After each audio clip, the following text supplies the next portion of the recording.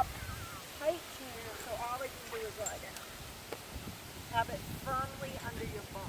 So the leash is right under the middle of my bum. And I usually handle this at first. So I was going to time how long it takes him to go down, but we've been doing this. So about 1 second. When he goes down, the clock starts for 30 minutes.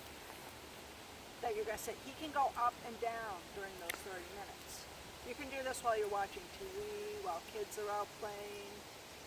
I've been getting them used to more and more distractions while we're doing this. Like we'll be going to the park this week where there's plenty of distractions and do this. We start out in a non-distracting environment or medium distracting environment first to make sure he goes down. Some dogs will confuse. And how long did it take him when we first started doing this? He wasn't bad, 5 minutes. Did you give a command or anything? No. You sat on the leash. Only he's tight enough only so he can lie down. And so if he's like pulling to get away from you, Don't care. Now. Yes. And if he barks, the only time I don't ignore it is if he tries to crawl up on my lap. I'll just push him away. I won't make a big thing about it. I'll just push him away, stop. If he comes up again, just push him away, stop. Sometimes I'll sit like this on my things, but he really hasn't tried to do that. But you never know what he might try with you later on. Yeah. They do tend to test you as they grow older. Right. You know? But this is an exercise to have him calm down, for him to find his center and make the especially in decision. distractions, like you were saying, when kids are playing flag, this is a good thing to start him on so that he learns when kids are running around. He starts to lay down. Later on in his life, you'll find that he'll come and lie down next to you in those situations you trained him to do that. Is it something to use, like let's say we've been playing in the yard and he's gotten too rambunctious, the kids are too rambunctious and he is, then I could Exactly. I do this instead of putting him up in his crate or something. Yeah, and when he's playing with the dogs and he gets ramped up, the same thing, I put him in that's a time that he needs to... Yeah. Okay. And then that will train them how to chill and have that kind of impulse control before they have all the command, before they can do like a 30-minute sit stay or something, or that would actually be a downstay. Or a place for a while. Place, yeah.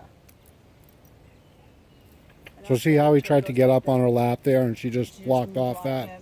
And he's up again looking around. So when we end this, after he's already been down, so we're waiting 30 minutes. At the end of 30 minutes, we want him to be down at that point. So we don't release it until he happens to lay down. Right. You want to release him when he's in a down. Now he's chewing on the chair. Which I might interrupt if it got persistent. Right, if it got persistent. Or if it was an antique chair I happen to be sitting on, which try not to do that. And this is the time where Robin was talking about the leash having that 2 inches on it. So if he comes back on the leash and starts chewing it, he's not getting leather or anything he can chew through. Nylon. Right. But you'd want to stop that as well. If you did get the leash. What was I going to ask? You're doing 30 minutes for him at this age? Yes. Okay.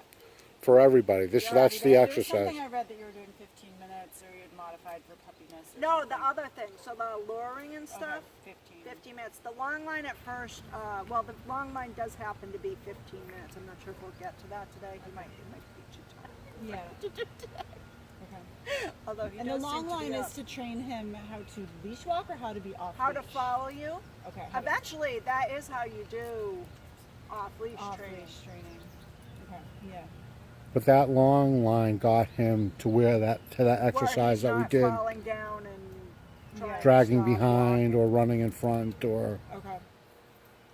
So it's probably something I'll have to spend some time with him on doing. Yep. Yeah, I usually, if I'm on top of my game with my own dogs, I'm usually keeping that in the rotation, like at least once a day, like even just for a few minutes. Like, so like if we go to like a public park, you can warm them up first with that. Warm them up first. But of course, I'm training for competition, which you won't do. But right, I was going to say, at some point, are you still training your adult dogs? If you're not competing, you just want a dog that's nice. Yeah, then I'm usually just spending like 15 minutes a day. What you want to do when they're adults is make sure you're using the commands each day. Oh. It's very much if you don't use it, you lose it. And you won't. And the good thing is, if something, life happens sometimes, cars get in accidents, people lose jobs, and it gets stressful and you can't train. The good thing is they do retain that knowledge, but you usually have to go about convincing them that they actually have to do it. Yeah, Say but that. you'll all have the blog to look back at.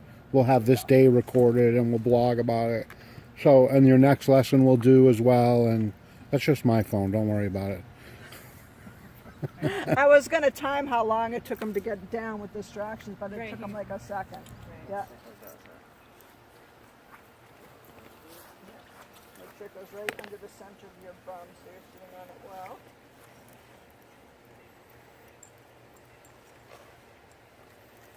So you have a little too little leash Yeah, I was out. going to say you might want to let it up. Yeah, that's good.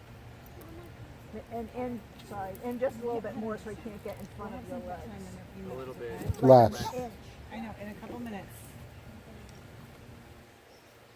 After that, after good. her dog You're getting bunnies off the ground.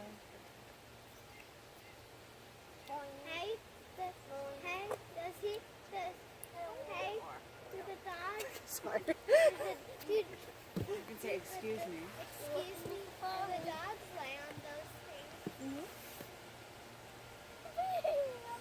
And you're waiting for all the way laying down. Yep. Yes. Not Sitting is not. Sitting is easy. You don't say anything. You just let it. But you don't start. Preferably you're typing on the computer right now or talking on the phone or watching TV or playing a game. And just ignoring him because he's going to be chilling when you're playing a game, when you're talking on the phone, you know. That's what this is what this is for. You see me? But I see you. Maybe he'll be easier than the prince. He is easy. He's a very sweet guy. Yes, just remember he's going to get big, so you want to actually keep this up. This seems mundane, but this is a very important exercise right here. Look how cute he looks. He's very cute. He's not laying down. It's all right. After.